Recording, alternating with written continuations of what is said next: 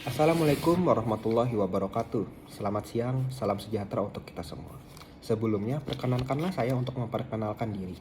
Nama saya Muhammad Adam Jordi dari SMA Negeri 1 Tanjung. Dengan mosi yang dibahas pada hari ini adalah sebagai negara berkembang dengan potensi maritim, Dewan ini tidak menggunakan strategi ekonomi biru. Sebelumnya, ekonomi biru adalah strategi pembangunan ekonomi nasional yang mengandalkan potensi maritim suatu negara, yang mana dalam artian adalah suatu proyeksi yang mengoptimalkan dan menjatuhberatkan kepada potensi maritim yang ada pada suatu negara tersebut.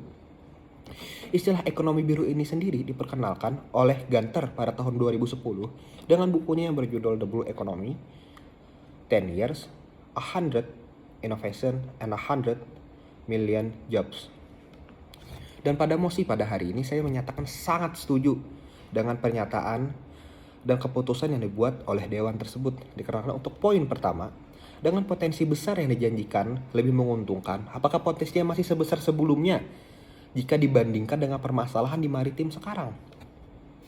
Sebagai poin pertama, potensi laut yang belum bisa dimaksimalkan oleh warga Indonesia. Seperti di Kepulauan Riau sendiri. Menurut Wakil Gubernur Riau, beliau menyatakan potensi laut Kepulauan Riau masih dimanfaatkan sangat sedikit. Sangat sedikit. Yaitu hanya sekitar 1,8% daripada total kekayaannya. Dan untuk poin yang kedua, masih banyak illegal fishing dan para nelayan yang nakal mengambil ikan secara besar-besaran dan merusak lingkungan laut tersebut. Dengan sekitar 38% yang diambil dan termasuk overfishing dan sudah merusak perkembangbiakan daripada ikan tersebut. Untuk poin selanjutnya, yaitu adalah 1/3 terumbu karang Indonesia dalam kondisi tidak baik. Dan untuk perbaikan dalam wilayah Kepulauan Seribu saja, itu sudah memakan 4,3 miliar dalam rekonstruksinya.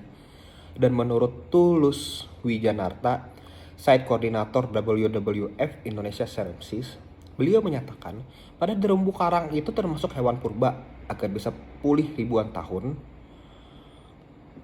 Perlu juga dana besar-besaran untuk perawatan daripada terumbu karang tersebut.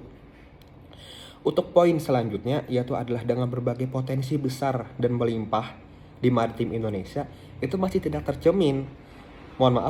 Masih belum tercermin dalam kondisi sosial ekonomi warga nelayan yang masih banyak hidup jauh di bawah garis kemiskinan dengan kondisi lingkungan yang mengkhawatirkan. Dengan poin pertama, menurut analisis yaitu adalah ikan bukan makanan favorit mayoritas negara Indonesia, dikarenakan sangat banyak makanan favorit di kalangan mayoritas warga Indonesia.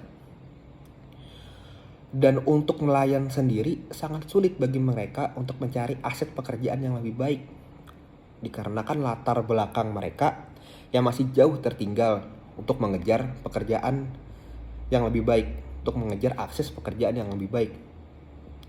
Bantuan operasional seperti Inkamina dengan peralatan nelayan masih jauh lebih tradisional dibanding kapal ilegal. Dikarenakan kapal ilegal dengan peralatan yang memang didesain untuk penangkapan besar-besaran masih jauh kalah saing dengan peralatan nelayan yang jauh lebih tradisional dan menangkap ikan hampir bisa dihitung per unitnya. Kapasitas dan kualitas yang tidak cukup baik bagi mereka untuk akses pekerjaan yang lebih baik itu juga sangat mempengaruhi bagi generasi-generasi selanjutnya. Dikarenakan dengan mindset yang seperti itu, masyarakat berpikir jika nelayan bukan pekerjaan yang cocok untuk anak-anak mereka kelak, dan mereka tidak akan mau untuk memaksimalkan potensi daripada maritim tersebut, dikarenakan mereka takut mengambil resiko jika mereka gagal dalam peruntungan mencoba bisnis dalam maritim tersebut.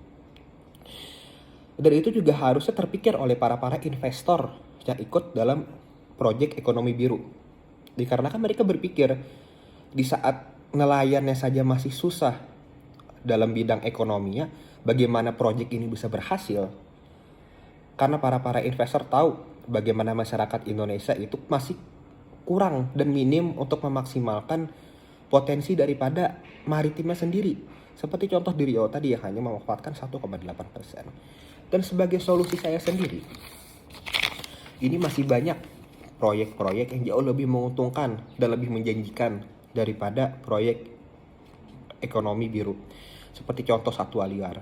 Ada 300.000 macam satwa liar, satwa liar.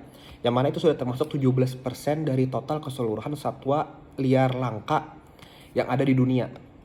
Dan itu juga bisa dijadikan sebuah proyek di mana para investor berpikir jika satwa liar yang langka ini bisa kita jadikan tempat penangkaran sekaligus sebagai kebun binatang, di mana kita memperkenalkan ini satwa-satwa liar langka yang ada di Indonesia dan menarik turis dan bisa menaikkan visa Indonesia juga. Sebagai yang kedua, minyak goreng. Minyak goreng masih sangat diperlukan di negara-negara luar, seperti ujar Jokowi. Seperti saat beliau mengatakan, Bapak Presiden Jokowi mengatakan, jika puluhan negara di luar sana itu perlu minyak goreng dari Indonesia, dan mereka memohon-mohon kepada Indonesia. Dan untuk yang ketiga, pertanian. Pertanian itu jauh peminatnya daripada nelayan, yang mana investor sendiri itu melihat jika yang masuk ke dalam bidang pertanian itu jauh lebih banyak daripada nelayan, dan mereka berpikir jika ini pertanian jauh lebih menjanjikan daripada kelautan di Indonesia. Dan sekali lagi saya menyatakan saya sangat setuju dengan mosi ini yang menyatakan sebagai negara berkembang dengan potensi maritim, dewan-dewan tidak menggunakan strategi ekonomi biru. Saya Muhammad Adam Jordi menyampaikan argumen saya. Mohon maaf jika ada kesalahan. Assalamualaikum warahmatullahi wabarakatuh.